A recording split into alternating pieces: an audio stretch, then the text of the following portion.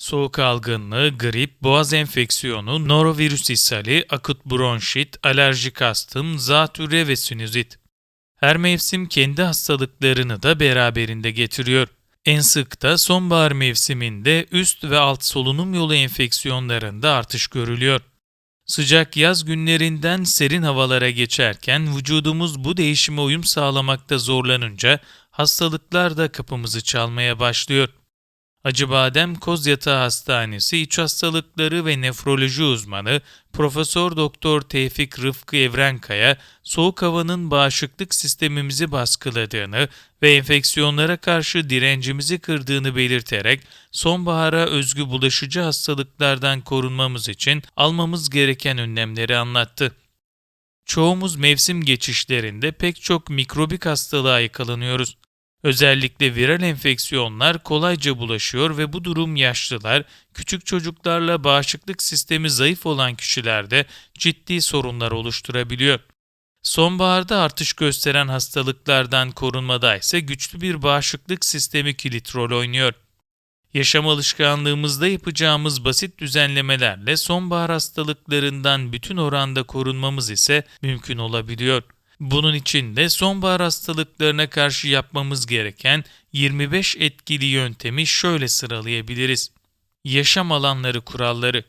1. Maske ve sosyal mesafe şart. Virüs ve bakterilerin bulaşmalarını önlemek için kapalı alanlarda maske kullanmaya özen gösterin.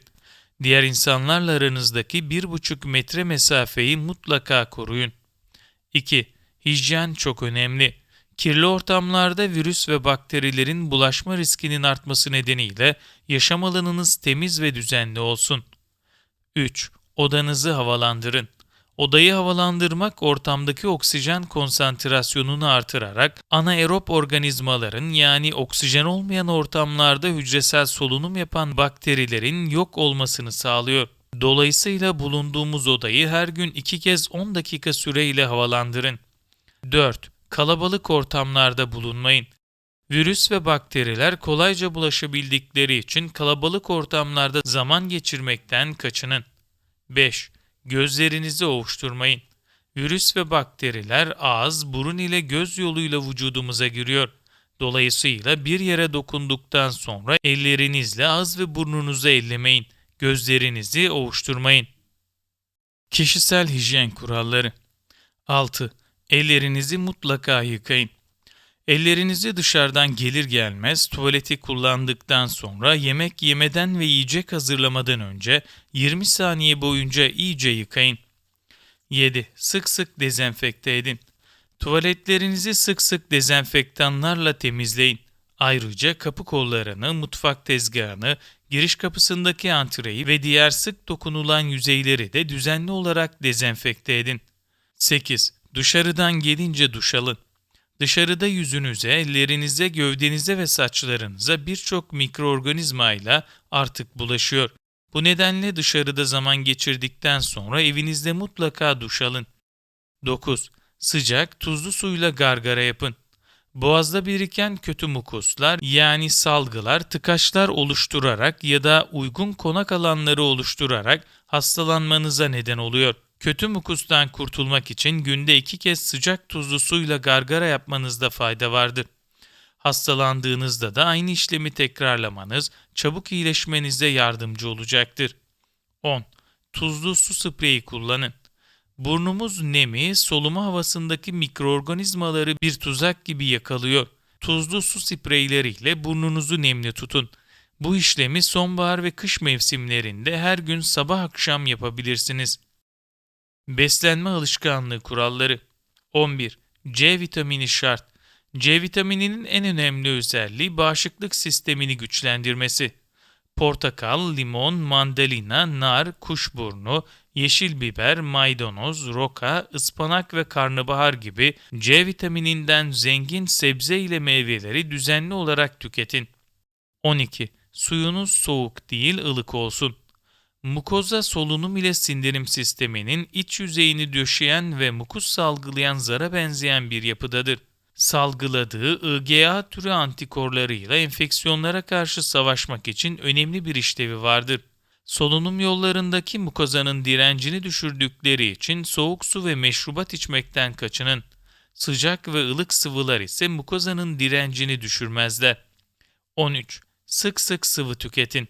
Solunum yolu mukozasının salgıları mikroorganizmaların bu alanlara yerleşmelerine engel olan peptit, bir başka deyişle protein yapıda birçok madde salgılıyor. Bu maddelerin solunum yolunda ince bir film tabaka halinde yer almaları savunma mekanizmalarını güçlendiriyor. Ancak yetersiz sıvı almak peptit yapıdaki maddelerin kalınlaşmalarına yol açıyor ve bunun sonucunda mukozanın savunma işlemleri bozuluyor. Bu nedenle her gün bol sıvı tüketerek, örneğin günde en az 2 litre su içerek bu bölgelerdeki salgıların ince kalmasını sağlayın. 14. Alerjiye dikkat. Alerjiler ciddi bir sağlık tehdidi olmayan toz ve polen gibi maddelerin bağışıklık sistemimizi boş yere meşgul ettiği hastalıklardır.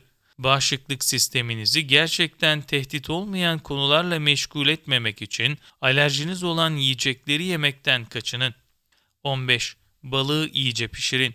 Erişkin ve çocuklarda gelişen ishallerin önemli bir bölümünün sorumlu olan norovirüs 60 santigrat dereceye kadar sıcaklıklarda hayatta kalabiliyor. Özellikle pişirilmemiş deniz ürünleri bu virüs için bir konakçı görevi görebiliyor. Bu nedenle deniz ürünlerini iyice pişirmeye özen gösterin. Besin destekleri ve vitaminler. 16. Çayınıza bal koyun. Çayı içine bal ekleyerek içmek bağışıklığınızı destekliyor ve enerji veriyor. Günde bir bardak ballı çay içebilirsiniz. Bir tatlı kaşığı bal 15 kilokalori içeriyor ve diyabet hastalığı iseniz gerçek bal olması koşuluyla bu miktarda bal tüketebilirsiniz. 17. Bitkisel çaylardan faydalanın. Bir fincan sıcak rezen otu bağışıklığınıza yardımcı olabiliyor. Ayrıca kuşburnu, karamürver ve ekinezyanın viral hastalıkları önlemede etkin olduğu ifade ediliyor. 18. C, D vitamini ve çinko önemli. C ve D vitaminleriyle çinko bağışıklığımızı destekledikleri için COVID-19 pandemisi sürecinde düzenli olarak bu üçlüyü almamızda fayda var. Yaşam tarzı kuralları. 19. Yeterli ve dengeli beslenin. Bağışıklık sisteminin güçlü olmasında yeterli ve dengeli beslenme kilit rol üstleniyor. 20. Stresten arının. Bağışıklık sistemimizi zayıflatan önemli etkenlerden biri olduğu için stres seviyenizi düşük tutun. 21. Uykuya dikkat. Bağışıklık sisteminin güçlü olmasında düzenli uyku son derece önemli bir role sahiptir. Yapılan çalışmalara göre günde 6 saatten az uyuyan kişilerin 7 saatten fazla uyuyan kişilere nazaran soğuk algınlığına yakalanma riskleri yaklaşık 4 kat daha fazla oluyor. 22. Ortaklaşa kullanmayın. Virüs ve bakterilerin bulaşmalarını önlemek için özellikle hasta kişilerle içecek, yiyecek ve mutfak eşyanızı paylaşmayın. 23. Sigarayı hemen bırakın. Sigaranın içindeki maddeler ve dumanı hava yolundaki koruyucu tabakada hasar oluşturuyor. Bunun sonucunda da virüs ve bakteriler bu hasarlı yerlerden vücudumuza kolaylıkla girebiliyor. Sigarayı bırakın, içilen ortamlardan uzak durun. 24. Çok katlı giyinin. Soğuk havalarda kalın ve çok katlı giyinmeye özen gösterin. Tek katlı kalın bir kazağa göre üst üste giyinmiş 2 gömlek soğuk havadan daha çok koruyor. Bunun nedeni ise gömleklerin arasında bulunan havanın çok iyi bir yalıtım sağlaması. Aşılara dikkat. 25. Aşı enfeksiyonlar ile salgın hastalıklardan korunmanın en akılcı yoludur. Mevsimsel grip aşısını ihmal etmeyin. 65 yaşın üzerindeyseniz mutlaka mevsimsel grip aşısı, 5 yılda bir zatürre aşısı yaptırmalısınız. COVID-19 enfeksiyonundan korunmak için Sağlık Bakanlığı'nın talimatlarına göre aşınızı da mutlaka yaptırın.